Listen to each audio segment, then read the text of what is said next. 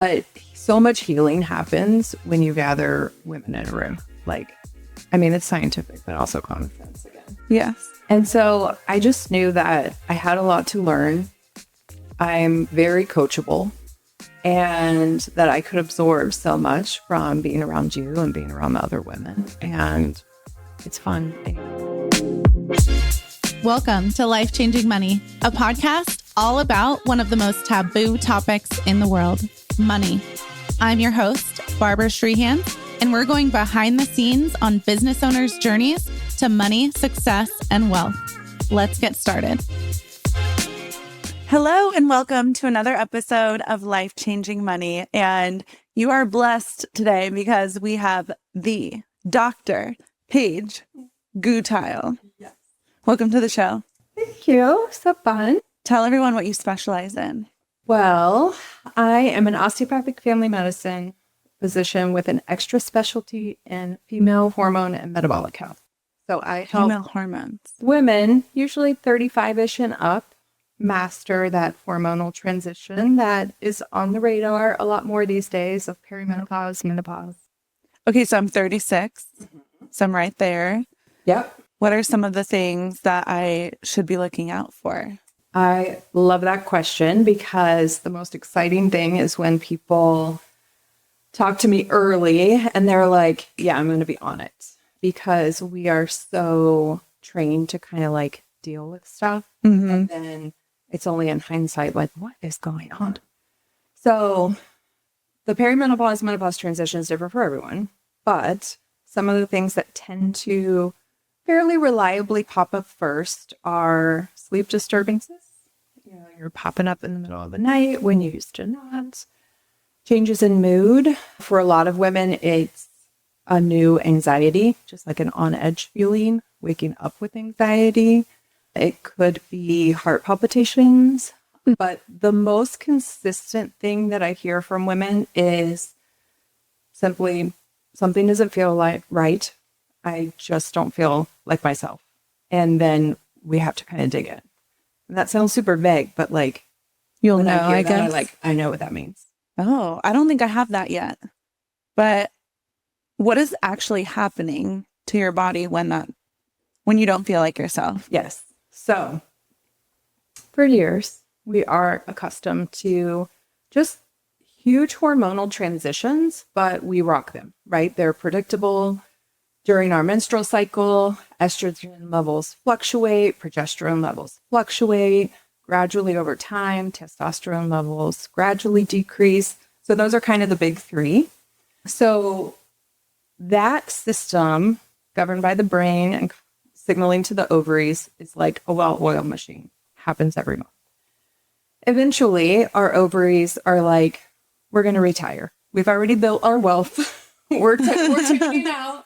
The lifespan of our ovaries is, 45 to 55 years. And which some people think is odd, but like when you think about it, 100 plus years ago, like our lifespan was only like average 48 years, right? So it's only in like modern times that we literally are outliving our ovaries, right? Wait, that's such a weird concept. Like we were supposed to die when our eggs die. Yeah. At least back in the day. Yeah. But we're rocking it. So okay. much longer. So 35, 40s, 45, the brain starts signaling to the ovaries, and the ovaries get a little sassy and they're like, no, I'm not listening to you. I'm not going to do that normal surge. And that, honestly, the way I view it, it's a huge physiologic stress on the body. So that's why so many things start kind of like toppling. Right? So the brain is affected first. That's why we get, sometimes changes in mood, brain fog, governing sleep. Our resilience drops in general because you have this general stress in the body. And so basically you have that the body picks up on that stress between the brain and the ovary. The adrenal glands kind of perk up and are like, well, I got to compensate here. And newsflash, like if you're a high functioning woman around that time of your life, which we are, the adrenal glands have already been doing a lot of work. Let's just say a lot of work. So then we start picking up on those stress symptoms. And then eventually, progesterone kind of gradually goes down. That's that stabilizing hormone. And then estrogen starts just going totally erratic and eventually goes down. So the body is picking up on all of this. And so it affects the adrenal glands, it affects our menstrual cycle, it affects our brain. And then other things are kind of domino effects. Like it affects our metabolic functions. We have an increase in insulin resistance. There's so many downstream. That's why women say they gain weight when they get older. Right. And so, I talk to women every day and they're like, no, legit, I'm doing the things, we're all doing our best at the things, right? I'm eating the protein, I'm eating the fiber, I am eating whole foods, I'm working out, I'm strength training, and it's just not working the same way.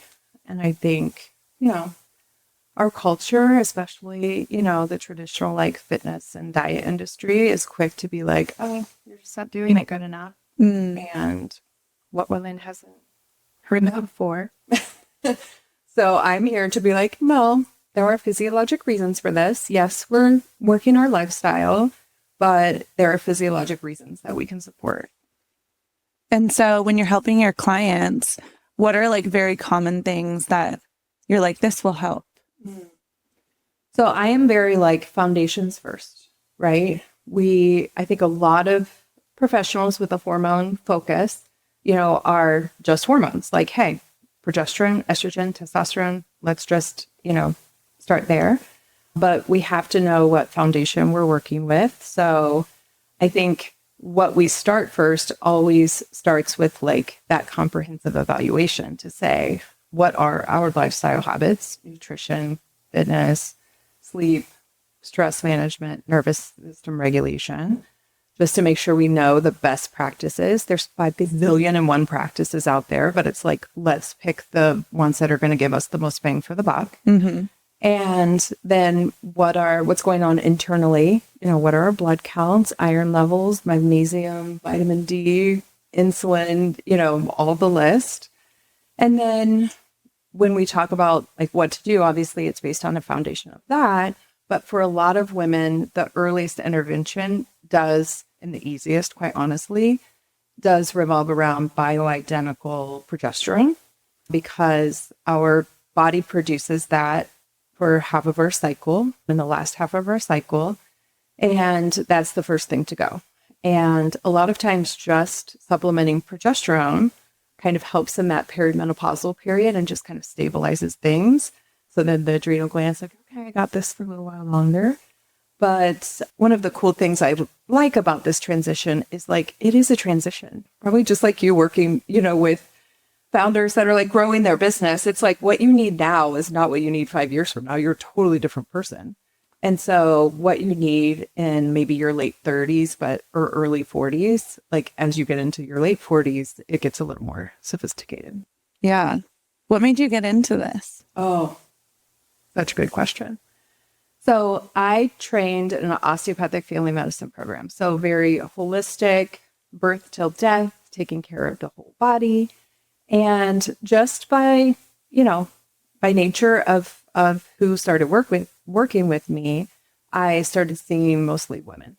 And, I think that naturally happens. You attract who you attract. And so I would hear the problems of women coming to me from other, maybe from their OB-GYN or from their endocrinologist. They're like, something is going on. I'm gaining weight and I'm doing all the things. I'm having hot flashes. I can't think straight. I lead, teams of hundreds of people and do presentations. And now I'm scared because I can't find my words like I used to. Oh. And, feeling like they're going crazy or they're getting Alzheimer's or something. And I just believe them. Like, crazy concept, right? Like, You go to your doctor and they believe your lived experience. And so I started diving deeper into the science. And honestly, it's so funny how you like revisit concepts, because I remember even back in medical school when we were learning about like the physiology and the trends with certain conditions. And we would hear things like, well, women are fairly protected against heart disease until their late 40s, 50s. And then they outpace men related to risk of heart disease. And the rate of Alzheimer's is, much more in women than men. And the rates of osteoporosis, that's pretty much a female thing, osteoporosis. And fibromyalgia, that happens to women. And mood issues happen to women. And all these things we would learn in their silos. And autoimmune, another huge. Yeah. 90% women. Yeah. And the peak incidence, late 40s, early 50s. And so looking back, it's like, hello, is no one thinking about like what else is freaking happening to women in their late 40s and 50s?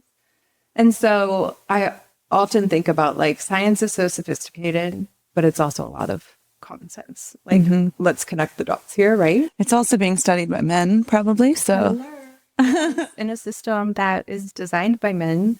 And for a long time, it was really honestly only in the 90s, like 1990s, that women were required to be included in medical studies because it takes a lot more money to study women because you have to account for the phase of the menstrual cycle. So it's like, so they would just do studies on men and then apply them to women. Oh, wow. I didn't know that. But if we know scientifically that we have to account for phases of the menstrual cycle, that essentially means that we're like 4 different women in 1 month, physiologically. So that tells us like we need our own study, right? So I started listening to women. And then this is honestly hilarious. Like I'm 49 and I think, I was in my early 40s and I started talking to more and more women in perimenopause. I'm like figuring it out. And at the same time, I'm like changing my business, going through a divorce. And I'm like, man, I think I'm catching perimenopause from these ladies. I'm talking to all these ladies. You're catching it. Contagious. But it really highlighted in myself, honestly, that it's like we can have the check engine light can be on for a long time before we like actually tune into our bodies. So, it was absolutely like fueled by patience, fueled by changes in science. And there's a lot that have changed, but also my own personal ears perking up and like, okay, I can't be running on autopilot. Like I need to dive into my own nervous system regulation and figure this out for myself. Yeah. And my daughters, I have 2 daughters. They're 12 and 15. And of course, they're sick of hearing about hormones. They're like, please, Mom, don't come to school and talk about hormones. Oh my gosh, they're at the perfect age for hormones. Oh, yes, they are. Like the combination of puberty and perimenopause in one house is like, we're learning some things. Yeah, for sure. That was me and my mom, like growing up. It was not fun. Yeah. How did you first find me? I was trying to figure that out. I was trying to figure that out too, honestly. And I have yet to figure it out. I'm sure it was like, however I found you, I deep dived you on Instagram. And then having a growing medical practice that's private. I'm not employed by, any hospital system. So figuring it out myself, I was like, yeah, I guess I need to figure out some tax stuff too. So bought the course, which got me to Minted, which got me here to Phoenix and the council, which is literally the best. Oh, thank you. Yeah. And then what's funny is even though I don't know how I found you, like the connections of the people that I've made that like people that know you that I know and have been just wild. Oh, that's cool. That's probably how Instagram like made you find me is like because your friends follow. Yeah. Yes. It's always connected. So and you came to Minted, which is so fun. And you probably didn't know anyone there when you... No, I did not know a soul. I came by myself. And it is just one of those conferences, which is not true for all conferences, because Lord knows I've been to 501, medical conferences and other business conferences. And it is unique to be in a room that's like highly powerful people, like achievers, but so kind and like so open and so like, striking up conversation. And so I met so many cool people there. Oh, I'm glad to hear. Yeah, I remember seeing you like chit-chatting with so many people. I was like, oh, I'm so glad she's connecting with others there. I love hearing that because I'm such an introvert. I I feel like I'm doing is like hiding under the table. You did great. I too am an introvert, and you did great. What made you join the council? Ooh. I have been part of a mastermind before, which I would say was like a mediocre experience. But I know that being surrounded by specifically women, which is what I'm trying to cultivate in my medical practice, this idea of like a medical sisterhood rather than just randomness, right? But so much healing happens when you gather women in a room. Like, I mean, it's scientific, but also common sense again. Yes. And so I just knew that I had a lot to learn. I'm very coachable, and that I could absorb so much from being around you and being around the other women. And it's fun. I need more fun in my life constantly. We all need more fun. Make myself have more fun. So I'm like, well, let me just pay for some fun. Yeah. Pay for some fun for sure. And make more money because of it. Exactly. What did it look like for you to go? Did you go from like school to business, or did you go from school to working for someone to business? I definitely went from school to working for someone to business. Which is interesting because I went to undergrad majoring in business. I wanted to be an international businesswoman. Ooh. To this day, I'm like, what does that even mean? I don't know what it You just wanted to travel. I wanted to travel. I speak Spanish, and I was like, great, this is what I'm doing. Yeah. And so I wanted to do international business, but by nature, I'm such a teacher. And I grew up around medicine. My father was the first person to graduate college in his family, and he became a family doctor and founded his own practice. And I would say there was like a ton of pressure there, or at least I didn't listen to it. But I just found myself coming back to like remembering the relationships that he had with his patients and knowing them across a lifetime and being able to teach them about their health. And so ended up deciding to do medicine.